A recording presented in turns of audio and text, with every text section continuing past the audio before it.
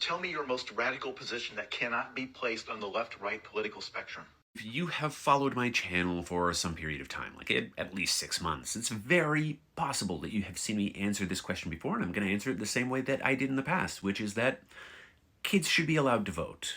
Any child capable of entering that voting booth and indicating their preference should be able to vote. The default position should be that everyone who has a stake in the future of this country should be able to register their preference, rather than the approach that we are much more apt to take, which is, can we find any reason at all to exclude these people from the process? And to be totally clear here, all of the reasons that are regularly given to exclude children are either repackaged reasons that have been used to exclude others. For instance, the argument that they're just going to vote the way that their parents tell them to was a reason commonly given for why women shouldn't be allowed to vote, because they're just going to duplicate their husband's vote. Or else they are reasons that could be used and that in fact have been put forward as reasons to disenfranchise people who currently have the ability to vote. The argument that 17-year-olds don't have a fully developed brain is problematic because most of us don't have a fully developed brain until we reach our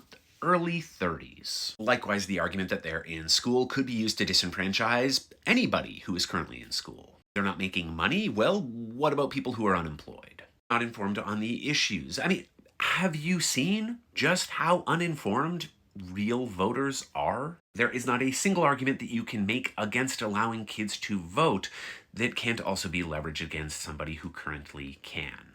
I would actually add that there are plenty of good arguments in favor of allowing kids to vote.